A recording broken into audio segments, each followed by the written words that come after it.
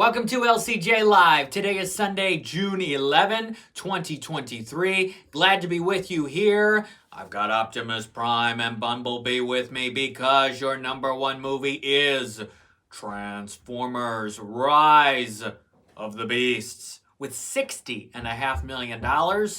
Certainly better than what The Last Knight did back in 2017. Heck of a lot better than what Bumblebee opened to back in 2018. So the Transformers franchise is sort of back. I think the curiosity is there. Obviously not to even the level of the $100 million open of Age of Extinction back in 2014. But here we are with the Transformers reboot, able to beat Spider-Man Across the Spider-Verse in its second weekend by $5 million. Spider-Man dropping to second with 55.4. It's at 225.5 after 10 days. Already 35 million more than what Spider-Man Into the Spider-Verse totaled back in 2018 and early 2019 for Sony. So Sony's thrilled that it's passed it already. And Paramount is happy that Transformers is your number one movie. And it gets to be number one this weekend, because next weekend you've got two movies vying for that top spot, and I'll get to my predictions of those and some other thoughts here. Coming up on LCJ Live, as always, send in your questions and your comments. I'll read them here live. We were off last week. Glad to be back. So Transformers, look, as much as I wanted this Transformers movie to be really good, it wasn't. It's not a good film. I don't think Rise of the Beasts is a great film because it's much of the same, and it's not compelling, and it's not interesting. A lot of it was boring, and it's the same clank on clank, metal on metal action and forced humor that we got out of many of the other Transformers movies. I like the first one. I like the fourth one. Second one was awful. Third one was ugh. The fifth one was a disaster. Bumblebee was not very good either. So if I had to rank them, it would be 1, then 4, then probably 3. I saw it in Chicago, and it was set in Chicago, so I'll always remember that. Probably 3. Then maybe this, but boy, ugh.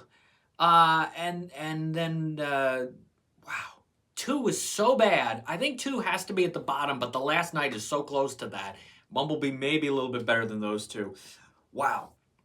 Transformers. Look, I think in this form, this brand is out of gas. But in the animation form, with what we've seen Nickelodeon do with the television animated series and this new animated movie coming next summer to theaters, that could be really good.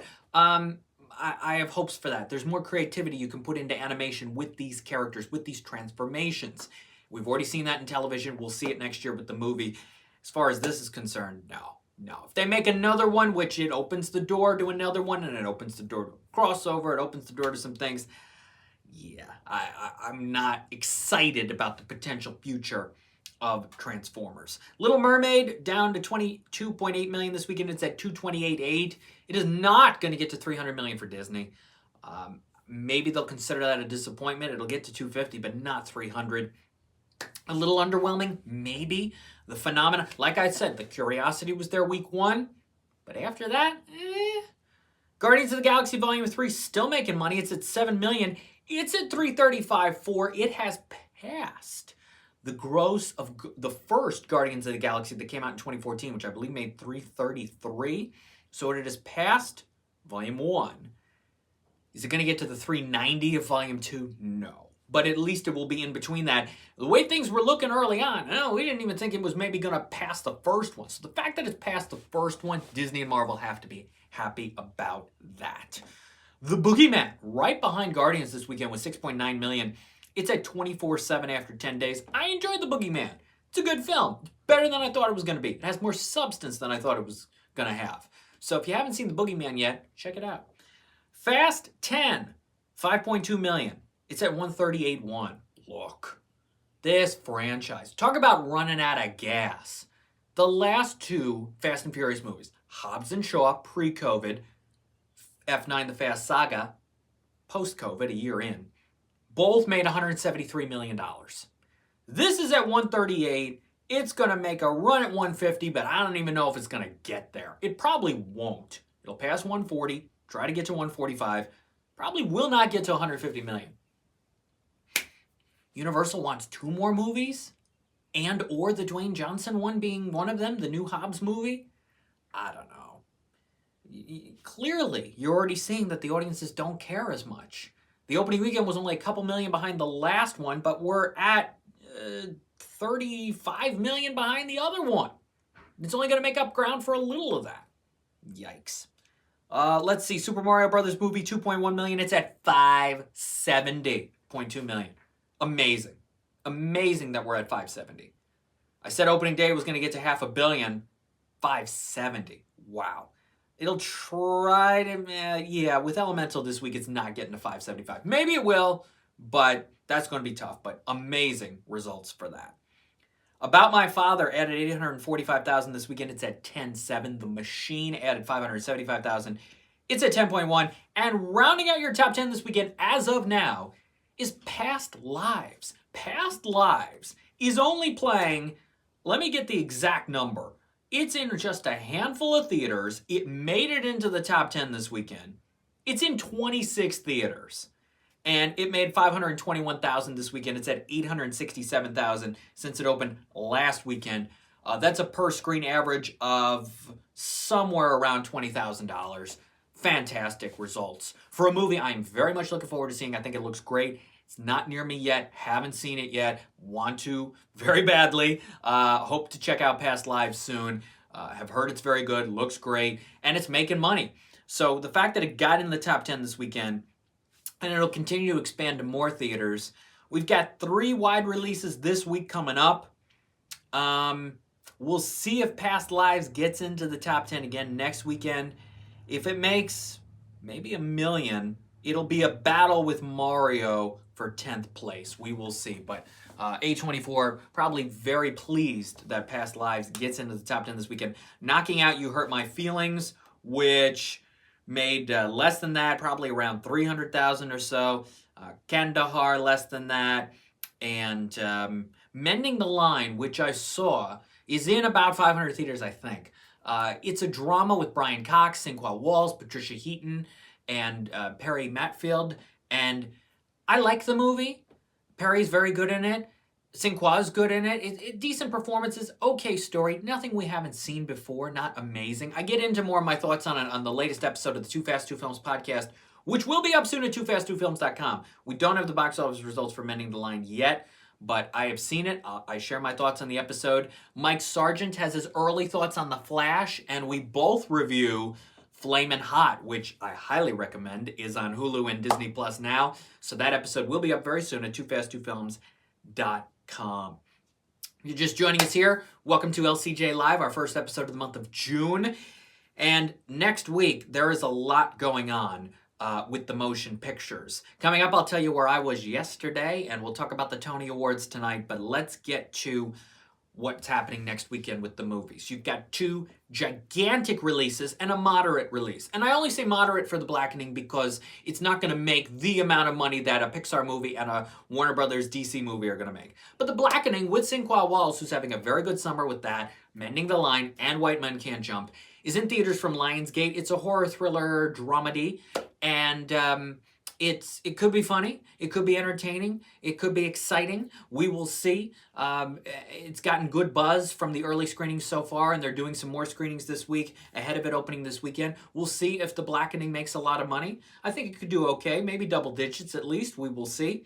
And also, by the way, on streaming services, I have seen Extraction 2 with Chris Hemsworth. I'll give you my thoughts later this week, but I watched Extraction 2 the other night on Netflix. Of course, the first Extraction came out in April of 2020, one of the first big at-home releases of the COVID period, and now we get the sequel.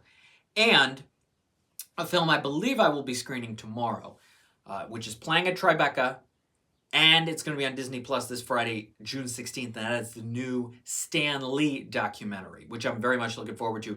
Tribeca, which is going on right now, has a lot of documentaries this year.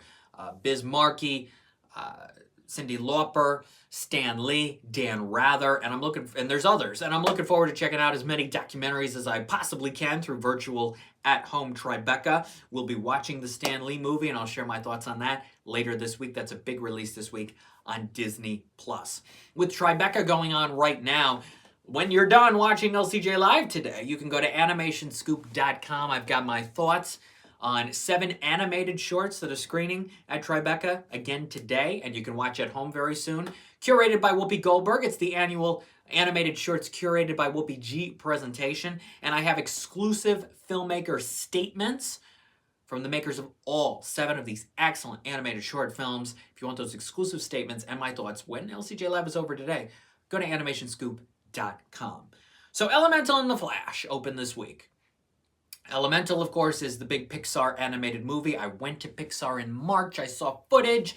I got to interview the director and producer and the incredible animators involved. I'm looking forward to seeing the entire movie. Audiences, look, you just had Spider-Verse. You've got Ruby Gillman, which I watched. I screened the other day.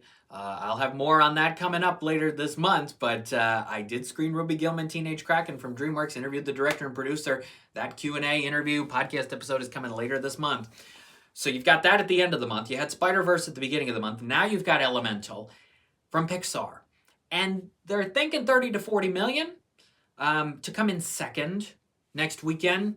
Pixar doesn't love coming in second. Look at last summer with Lightyear losing to Jurassic World. So it's not going to open as big as Lightyear, which was 51 million, totaled 118. Maybe Elemental can pass the 118 of Lightyear in total, depending on how it does over the rest of the summer and the several weeks. It'll be paired with Indiana Jones at drive-ins and maybe Haunted Mansion at drive-ins. So Elemental could get there. The buzz has been good. The buzz has been strong. The footage I've seen is very good. So Elemental, I think, will do somewhere between 30 and 40 million. There's enough curiosity there. Families, kids getting out of school, wanting to go see something else besides Spider-Man. You've got Elemental. I think it'll do okay. I really do. The Flash is such a wild card. Whew. With everything that surrounds it, the good, the bad, and the ugly. I haven't seen the movie yet. I'm going to be seeing The Flash. I'm looking forward to Michael Keaton as Batman. I think a lot of people are. There's some post-credit scenes, some mid-credit scenes. Warner Brothers has screened the movie for some people but didn't show everything, so now they're making people go again. The Flash, according to boxofficepro.com, it has an estimate currently of $72 to $105 million for an open this coming weekend. I think, again, the word this summer is curiosity. There was curiosity with Little Mermaid. There's curiosity with Ruby Gillman, for sure. There's curiosity with Elemental. There's curiosity with The Flash. There's enough curiosity there where I think people will go out of the gate. If people love it, they will go again and again. It just depends on if the audience loves it, and wants to see it a second and a third time this summer. I think The Flash can get to close to $100 million. I do. I think there's enough people that will go. So much bigger than what Shazam opened to, just 30 million back in March. It'll be a huge boost for DC, a huge boost for Warner Brothers. Warner Brothers' highest grossing movie of the year so far. Evil Dead Rise with $64 million. The Flash will become the biggest movie for Warner Brothers this year about a day and a half to 2 days into its run. And then you've got Barbie this summer for Warner Brothers as well. You've got The Meg 2. You've got Blue Beetle. So Warner Brothers is going to get a major box office boost this summer, starting this week with The Flash. I think it'll do close to $100 million in the open. Speaking of Warner Brothers, their animation division is getting a restart, a reboot, a revamp. And if you want my thoughts on all of that, that's at the blog section at lights-camera-jackson.com. The Tony Awards is tonight. It's 8 o'clock at CBS. Ariana DeBose will come out and do an opening number. And they're going to try to fill 3 hours with performances from the Broadway shows, speeches, depending on who's there, and presenters barely saying anything besides and the nominees are and naming who the nominees are and the winner. It will be a very, very interesting show because of the writer's strike involved. They can't do much more than make this a bare-bones 3-hour telecast on CBS. Talk about curiosity.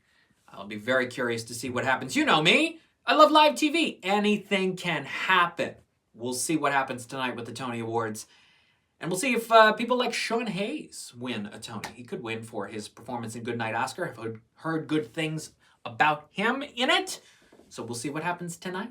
Yesterday I was at Newport Polo. I was in Newport, Rhode Island. Went to a polo match. I'd never been to a polo match before. Wow, it was epic. And you know what else was there? because the teams were Rolls-Royce and Bentley. There were Rolls-Royce and Bentley automobiles there. Stellar cars. It was a car show going on at the same time as the polo match, coinciding with it. Epic, gorgeous cars. And a fun match. I'd never witnessed a polo match in person before. You see it in the movies, Pretty Woman and other movies. And yeah, that was, it was something. It was fun. You know how they switch sides after every goal scored? That I had to get used to. But it was amazing. The speed of it, everybody on the horses. There were some good shots made, and it was fun. Newport Polo. It was a good time. Definitely a highlight of the summer so far, for sure. Hey, when we're back here next Sunday at 12 p.m. Eastern for the Father's Day episode of LCJ Live, we will break down the box office for Elemental and The Flash and The Blackening. We'll see how they do. Flash, let's go with 95. Elemental, let's go with 38. Transformers could drop to 29. Spider-Verse could also drop to about 27. It depends how close it is to Elemental. It could have a bigger drop than that. But, and then Blackening, I'd like maybe 12 million. Little Mermaid could do about 10 or 12, so that could be a good battle. So, Flash number 1, Elemental, I think Elemental will be number 2 over the next weeks of Transformers and Spider-Verse. If it's not, Disney and Pixar are not going to be thrilled. So we'll talk about all that, and we'll preview the box office for No Hard Feelings, starring Jennifer Lawrence, the wide release of Asteroid City. That's right, in limited release. Yes, I forgot about this, but now here it comes. Asteroid City opens in select theaters this Friday. And it's very few theaters, and then it'll go wide on the 23rd, depending on how big we're talking for a Wes Anderson movie for per screen average and how many theaters. Does that get into the top 10 next weekend? We will have to see. Or how big is that open going to be? For Focus Features and Wes Anderson's Asteroid City, we'll talk about that. We'll preview how it'll do in wide release and more. As always, follow me on Twitter at LCJ Reviews, Instagram at LightsCamJackson. The website is lights-camera-jackson.com. If you're watching this on YouTube, thank you. YouTube.com/LightsCameraJackson. Have a good week. We'll see you next Sunday for Father's Day. We'll see you next Sunday for LCJ Live. Thank you. Bye-bye.